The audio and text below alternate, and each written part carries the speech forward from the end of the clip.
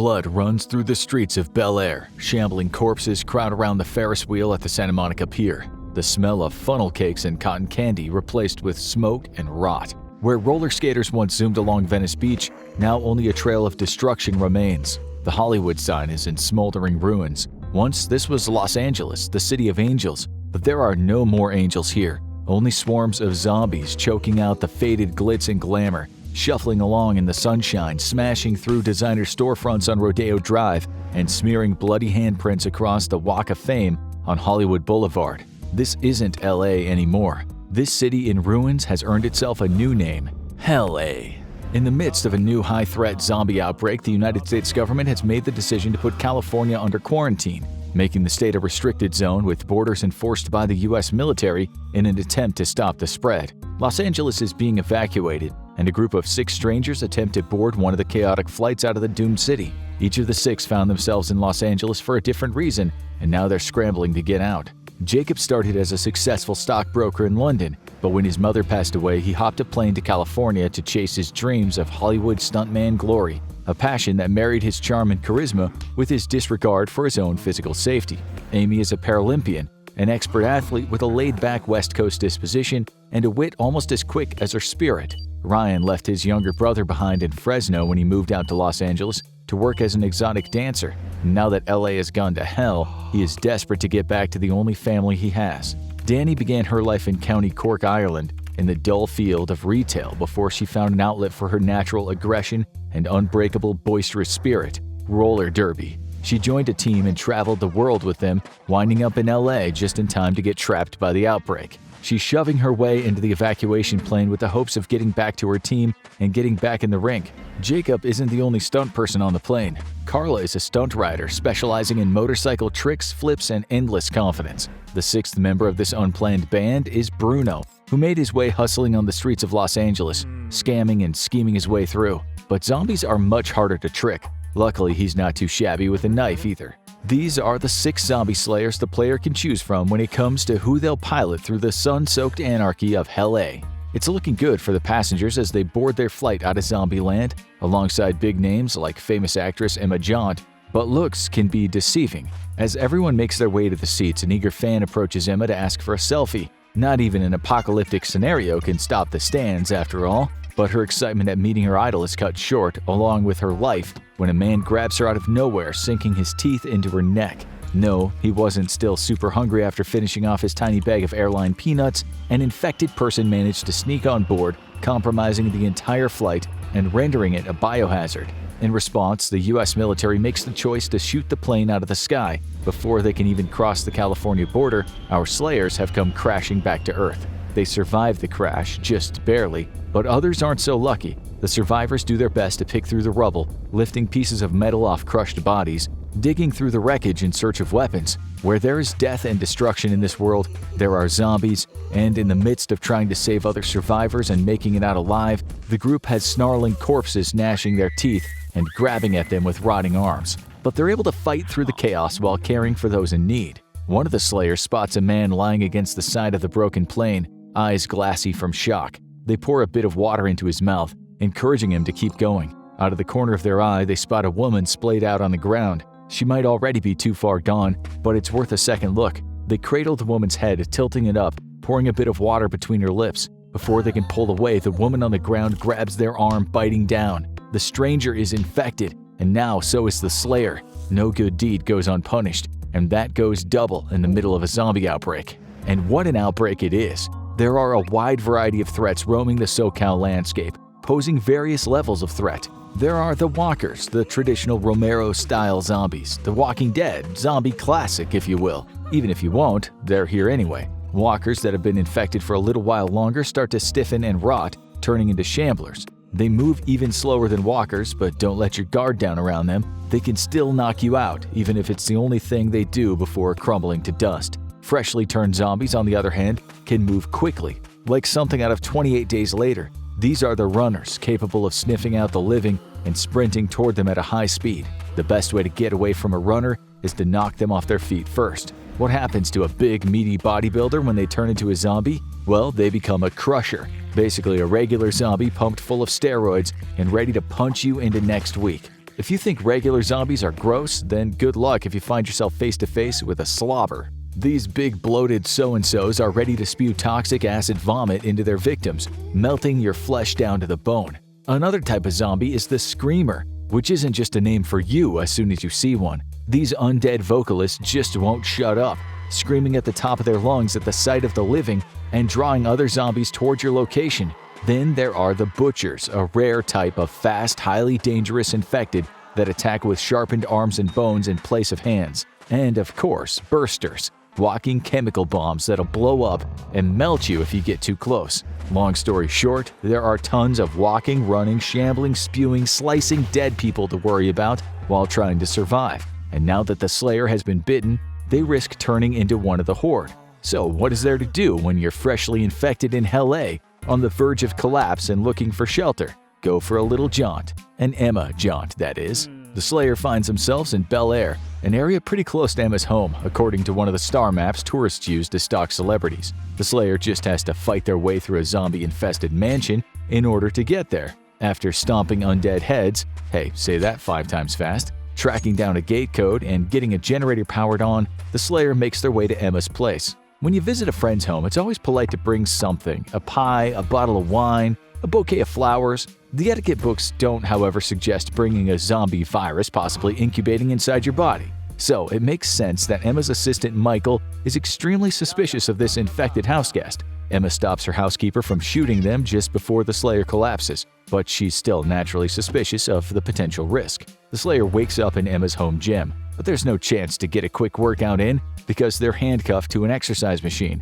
and Emma is waiting with a gun in her hand. She still isn't certain if she can trust the Slayer, big old zombie bite on their arm and all, although she does notice that they haven't shown any signs of changing yet, and their bite appears to be healing. When Michael calls her out of the room, Emma admits that the handcuffs keeping the Slayer incapacitated aren't exactly up to police code. They're intended for more, shall we say, recreational activities, and can be unlocked by simply pressing a switch on the side. The Slayer breaks free and helps Emma defend her home from a few undead party crashers. This wins Emma's trust, but Michael, ever the kiss-up to his boss, remains suspicious and offers to take on the role of Emma's lead protector. Never mind that he can't even successfully fire a weapon without a panic attack, let alone protect anyone else. Michael, Emma, and the Slayer are settling in for a nice, yay, we're not dead yet drink when they hear someone in the house. Don't worry, it's just Emma's ex, Sam, who went out to the store one day a decade ago and never called, texted, or spoke to her again until this exact moment.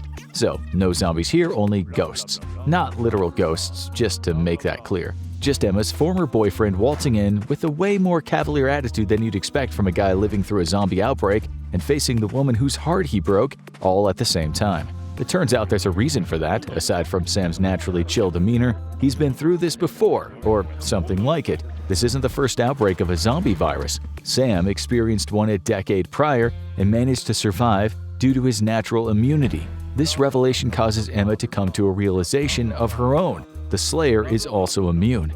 Not only is that great news for everyone locked in a mansion with him, it also gives Emma an excuse to remind Sam that he isn't as special as he thinks he is. Still, even if he isn't entirely unique, his experience with zombies makes him useful, and Emma invites him to stay with the others. Sam suggests the Slayer stay at the mansion and wait it out for the next several months, but they insist on heading back out into the Hell A streets and trying to get in touch with the authorities. They suit up with some new upgraded weaponry and set off toward the evacuation point at the Halperin Hotel in Beverly Hills. The Slayer must slice and dice their way through the zombie-infested neighborhood before reaching the Halperin Hotel. You might have thought Beverly Hills had a representation for being soulless before, but now it's positively crawling with the Walking Dead. Not just the obscenely wealthy and dead inside.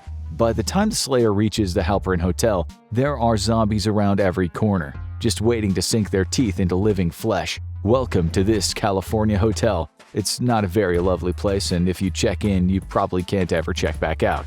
Even though the hotel isn't a functional evacuation site anymore, all is not lost. There's a working radio, one that the Slayer can hopefully use to get in touch with someone who actually knows what they're doing. The Slayer follows the sound of a strange voice through the halls, through a still-decorated ballroom that was supposed to serve as a wedding venue before everything went to hell, and battles a zombie bride still wearing her wedding dress. Well, it's a nice day for a fight wedding.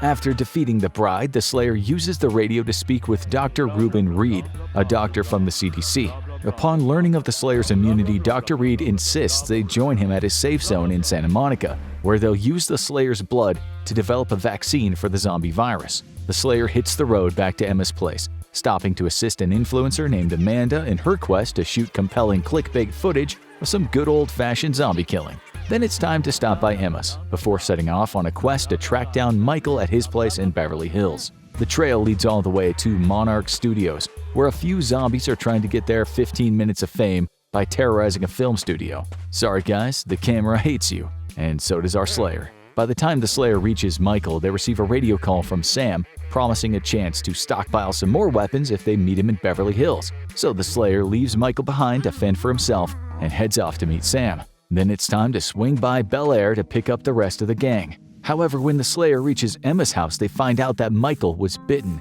That's what you get for leaving him to fight alone when he's, like that. Sam is ready to go ahead and finish Michael off, but Emma refuses to let her ex kill her assistant just like that. So instead, Michael dies of natural causes before reanimating as a zombie. Now there's no choice but to put that kind and ambitious, if slightly annoying man out of his misery. As the Slayer leaves a grieving Emma behind and heads towards Santa Monica, Sam cuts them off, warning them not to trust Dr. Reed and his team. But the Slayer brushes him off before descending into the sewers, which are only slightly less full of crap than your average movie producer. They slosh through the muck, knowing that danger awaits them on the way to Santa Monica, but feeling pretty confident that they know what's in store at this point. You've narrowly avoided death at the hands of one zombie. You've narrowly avoided death at the hands of them all, right? Wrong. You think climbing through the city sewers while zombies spew acid vomit at you is rock bottom? Let this be a lesson to you. Things can always get worse. Hey, what's that fleshy stuff all over the walls and the ground? Sure hope that's not some kind of zombie stuff. Too bad, it is. As the Slayer walks through the tunnels, zombies begin emerging out of fleshy material covering every surface. Their dozens of bodies fused together into some sort of tumorous rat king of infected biomass. The Slayer has no choice but to run and hold their own until they reach the light at the terminus of the tunnel, metaphorical and literal. Yay, they made it to Venice Beach. As the Slayer gets closer to Dr. Reed's safe house, they run into another group of survivors, led by a woman named Lola Condrad. That is great news. Just kidding. Condrad has the Slayer seized and thrown into a pit full of zombies. Just the kind of place you don't want to be. But when it seems as if all is lost, the situation triggers a primal anger in the Slayer. You won't like them when they're angry, especially if you're a zombie.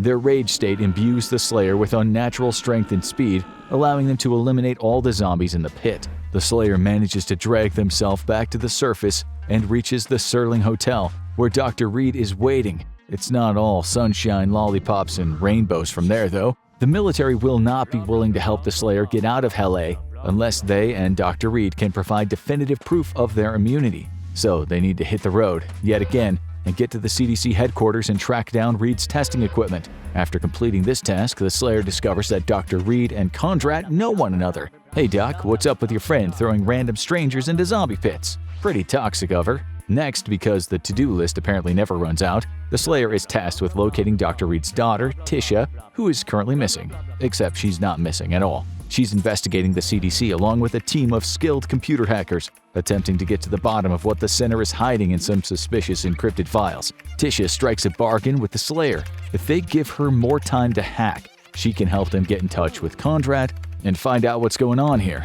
Somehow, even amidst the dead walking the earth, the living human beings are still the most confusing part of things. This time, Condrad doesn't do any apparent attempted murder by zombie. Instead, she informs the Slayer of a secret laboratory that Reed has been sending immune subjects to. There, they encounter an infected test subject and begin to do what they've gotten pretty good at by now, beating that zombie to a pulp. But while fighting, the Slayer goes into a rage state again, attacking Tisha until she manages to stop them with a deadly blow. But it's not over for the Slayer yet. Condrad revives them and explains some vital information that would have been useful a few hours ago. Condrad, her band of survivors, and the Slayer are a new evolutionary stage of humanity known as Newman. They're able to carry the infection, known as the autophage, while holding on to their humanity. Just before she leaves, she gives the cryptic warning that Dr. Reed is not looking for a cure at all. The Slayer attempts to confront Reed about this new information, but instead finds that he took Tisha and ran, and was responsible for the outbreak that turned LA into Hell-A in the first place. They can't take any more of that. The Slayer picks up Emma, Sam, and a helicopter pilot named Patton so they can steal Reed's helicopter and fly out of the city together. Serves him right for causing all this insanity. When they reach Hollywood Boulevard, however, Sam begins to transform, showing signs of infection in spite of his immunity. The Slayer leaves the others at the helicopter, hops a fence, and chases down Tisha and Reed, demanding an explanation for all of the lies. Dr. Reed cracks, explaining that the autophage is not a new virus, but something dormant in all the human beings on the planet that threatens to one day activate and turn everyone who doesn't share the inherent Newman immunity into the living dead. The only way to find a cure, in his mind, was to deliberately trigger an outbreak of the autophage in Los Angeles in order to sift through the population and find the Newman. Their blood is the cure to the autophage. Tisha is a prime example of the efficacy of the cure, as she exhibits the same immunity after being secretly injected with Newman blood before her birth. Reed gives the Slayer a single dose of the cure after this revelation. Before the Slayer can punch Reed in his lying face for keeping all this to himself, he collapses, the autophage taking hold of him and transforming him into a mutated monster. As the Slayer takes on the mutated Dr. Reed, other zombie specimens begin to break out of glass tubes flooding the room, joining in on the fight. But the most important target is the zombie formerly known as Dr. Reed, and the Slayer focuses all of their energy on destroying him before collapsing from exhaustion. There's no time to rest. As the saying goes, sleep when you're dead. The Slayer hops back to their feet, rushing back to Emma, Sam, and the pilot Patton. Emma is prepared to kill the infected Sam, but the Slayer stops her, administering the cure just in time to save Sam's life. The others are ready to fly away to safety and leave the city behind, but the Slayer opts to stay and search for Tisha and any other survivors left in the city. Emma, Sam, and Patton take off, fading out of sight. With nothing left to do, the Slayer picks up Sam's hammer, turns toward a fresh horde of zombies, and starts swinging.